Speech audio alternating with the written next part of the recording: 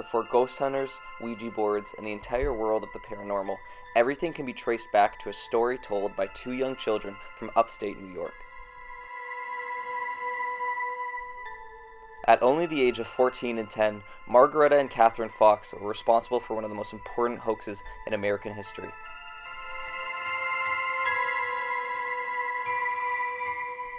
This is the story of how the world fell in love with all things supernatural, and was the birth of what we know to be spiritualism.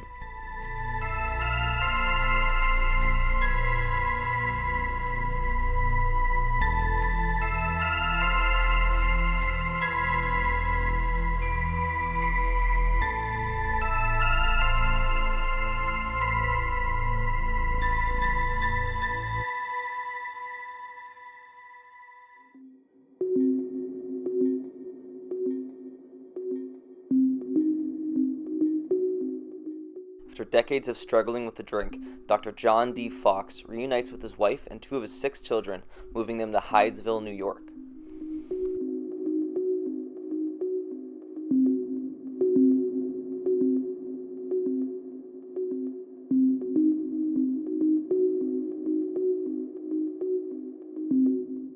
Now known as the town of Arcadia, New York, Hydesville was closely situated to the more established settlements of Rochester and Newark, and provided a fresh start for the Fox family, who had spent the last few decades bouncing between Canada and upstate New York.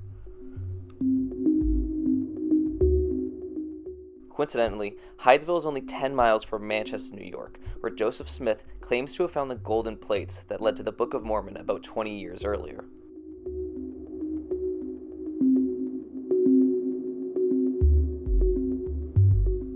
Dr. Fox had found work as a blacksmith in the nearby village of Newark, but planned to build a property a few miles outside of town. Before work on his property was to be complete, the Fox family took up residence in a small cabin across the road from the smithy. At that same cabin, on the evening of March 31st, 1848, the Fox household would find themselves swept up in a worldwide phenomenon bigger than they could ever imagine. The two sisters raised the attention of a neighbor, eagerly telling them of an odd occurrence of knocking that happens every night around bedtime. Skeptical, the neighbor joins the two in the house's one bedroom, shared with their parents. While the two sisters huddled together on their bed, Mrs. Fox began the demonstration. "Now count 5, she commanded to a sightless presence. The room responded with 5 heavy thuds.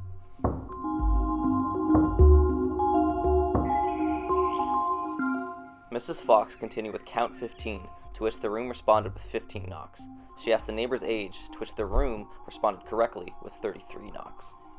Finally, Mrs. Fox said, "If you're an injured spirit, manifest it by 3 raps." The room returned 3 knocks.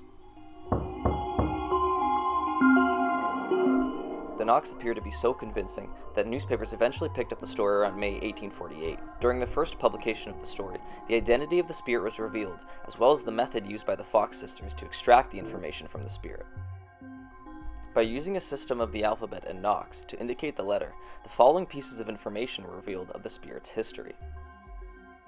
The spirit was 31 years old, a former peddler, murdered 4 years ago by the former occupant of the cabin. This spirit revealed his throat was slit by a butcher knife, and that the murderer left that night with his wife, as well as the girl that worked there, Lucretia Pulver. The spirit was kind enough to reveal its first name started with C and its last name started with B, but left the rest a mystery. When asked who committed the murder, each previous occupant of the house's name was read aloud, and the spirit chose a very respectable man from Lyons, Wayne County, to be the culprit. With so many of the Newark townsfolk convinced, the accused man felt obliged to produce a certificate of good character and respectability signed by 40 or 50 of his former neighbors. Oddly enough, other previous occupants of the house came forward and claimed to have heard the same knocking noises. The unquiet spirit closed by saying its remains are buried 10 feet underground, directly beneath the house's cellar. The townsfolk vowed to attend to his ghost ship once the water in the cellar drained. It seemed the intrigue associated with the story distorted the lines between truth and obvious storytelling. Newspapers would later falsely report that the spirit's name was in fact fully given as Charles Razmy. Not only had the girls convinced the townsfolk, they had effectively terrified them. It seemed that the hoax went off without a hitch. It also seemed that the timing of the hoax, on the night before April Fool's, failed to dawn on anyone.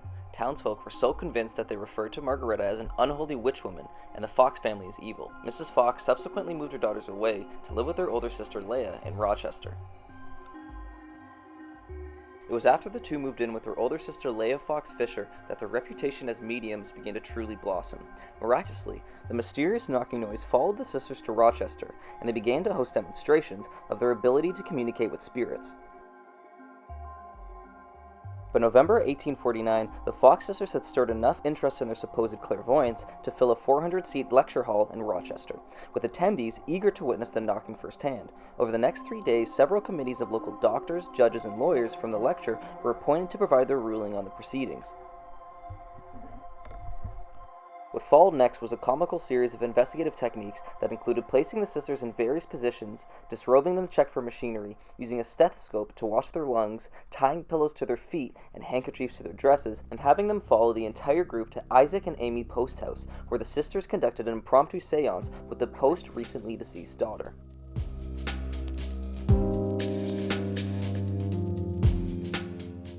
Through 3 days of experiments, the lone circumstance where the knocking noise was not heard was when the sisters were standing on panes of glass with bare feet. Despite this, all 3 committees of nearly 14 respected and educated individuals failed to catch any signs of a hoax and ruled it a remarkable phenomenon. News of the event would reach national newspapers by December 1849, and the Fox sisters reached a new height of fame. The final paragraph of a December 1849 article from The Liberator seems to foretell just how big the spiritualism movement would become. Thus the matter stands at present, and whether it is only a remarkable phenomenon which will pass away with the present generation, or whether it be the commencement of a new era of spiritual influx into the world.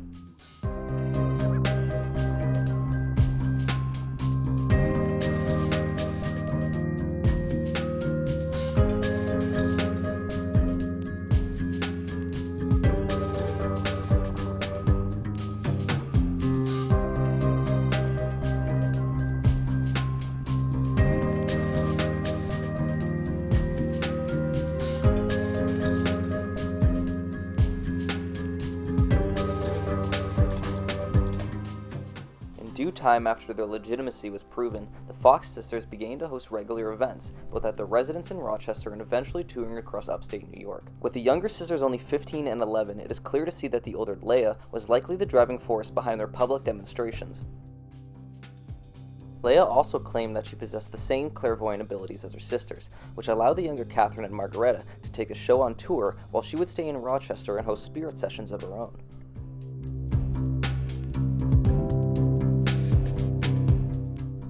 In 1851, Leah married a longtime friend, Calvin Brown, who often accompanied the sisters during their seances and exhibitions.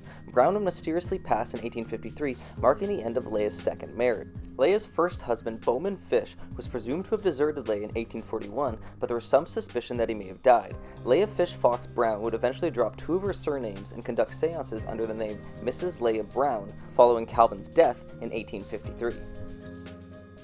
The Fox sisters booked a suite on the corner of Broadway and Maiden Lane at Barnum's Hotel. They hosted several preeminent members of New York society, including newspaper editors, poets, and the famous abolitionist William Lloyd Garrison. The whirlwind generated by the Fox sisters seemed to raise the attention of one particularly eccentric man in New York City, Andrew Jackson Davis.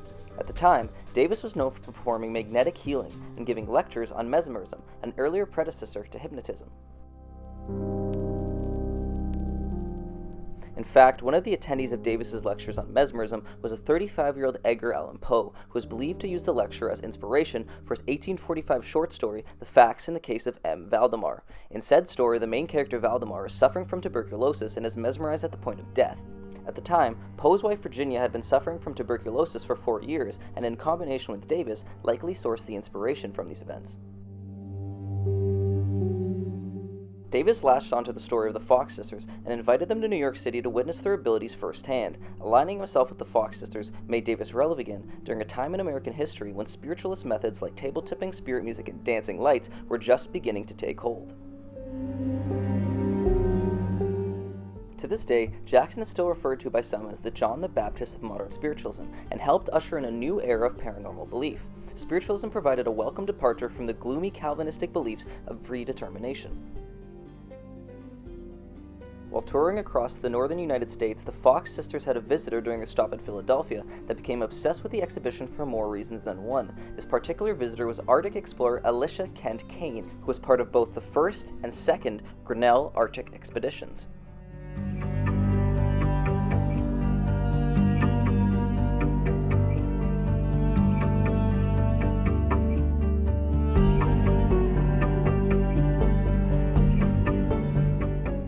Kane became determined to prove how the sounds were made, and after a whole month's trial, he was unsuccessful, although he still suspected fraud. Kane also became enamored with Margaret, and began courting the middle Fox sister 13 years his junior.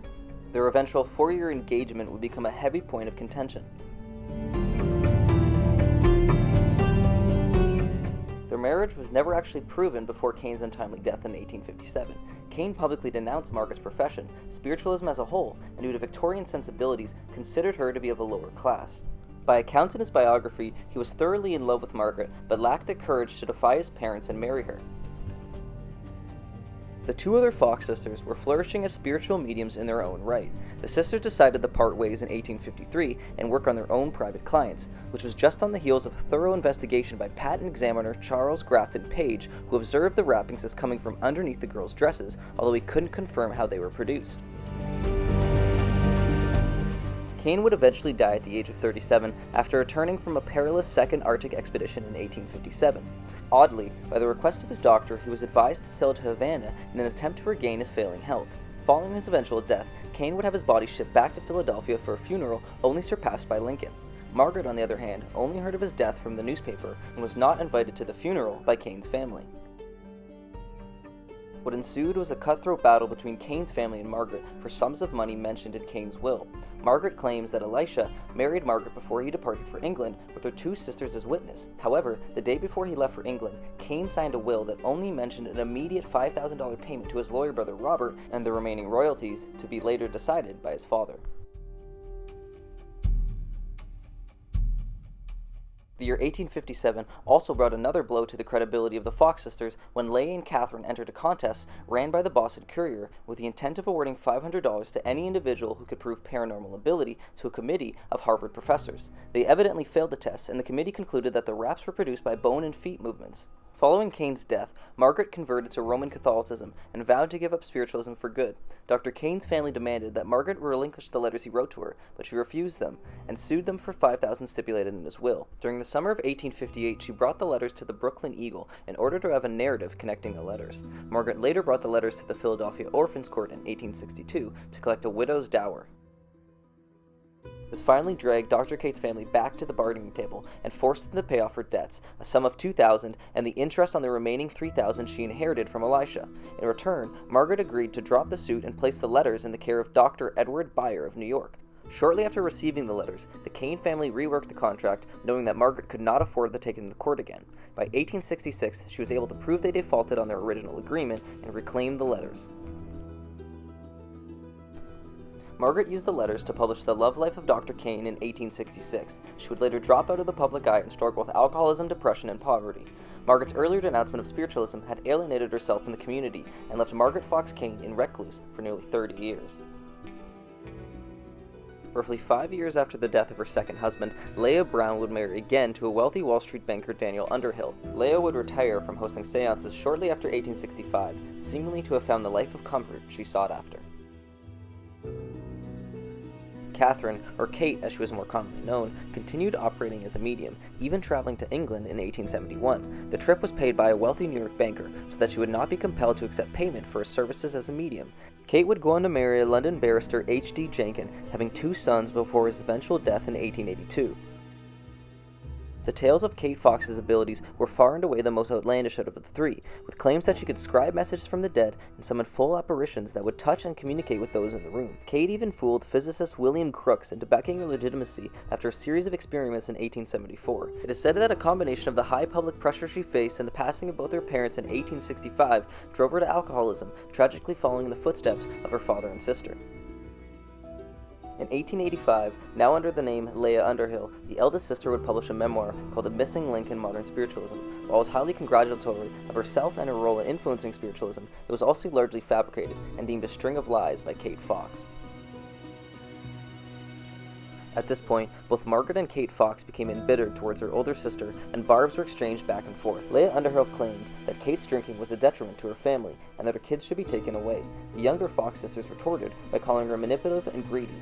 On the heels of an upcoming appearance at the New York Academy of Music, Margaret Fox gave an exclusive interview with New York World on October 21, 1888. paid $1,500 for the exclusive story, Margaret Fox Kane provided a signed admission of the fraud committed by herself and her sisters. She intended to expose spiritualism and provide a death blow to the movement she helped foster. Margaret recalled how they first fooled her mother and the neighbors in Hydesville with simply an apple attached to a string. Margaret laid out the entire series of events leading to the rise of the Fox sisters. Once the sisters were whisked away to Rochester to live with their older sister Leah, they discovered the ability to make the same wrappings with their toes in a unique fashion. Margaret recalled a specific method of muscle control Catherine and herself practiced that allowed them to bring their toes down to the ground without movements perceptible to the eye while in the dark. This could be a likely reason why the typical seance called for the lights to be off.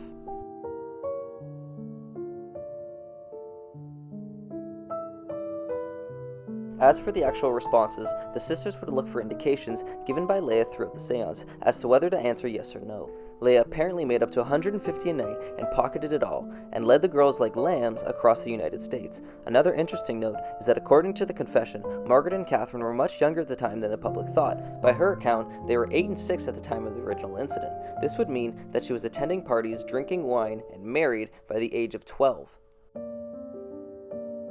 A battered-down Margaret closed by saying that she was now very poor, but that it was her sacred duty to expose spiritualism. That following night, she publicly demonstrated the movement in her big toe at the New York Academy of Music, with her sister Kate in the audience for support. Under pressure by members in the spiritualist movement and her own worsening financial situation, Margaret recanted her own statement a year later in November 1889. Her return as a medium saw limited success, and she remained in poverty until her death in 1893. Her death was preceded by her sister Catherine's in 1892, who fell upon similar circumstances. Leah Underhill would pass away in 1890, considerably more financially comfortable than her two sisters. As a 21-year-old mother of 2 kids, it is clear to see that Leah was the driving force behind the seances, the storylines, and the pageantry that launched the Fox sisters into stardom. Ultimately, it seems that she got her wish as being recognized as one of the most important figures in the history of spiritualism. It seems that Margaret's admission of fraud did little to slow the already massive spiritualism movement. Newspapers would continue to sensationalize the coverage of related phenomenon, and the public never quite lost the obsession with the spirit world.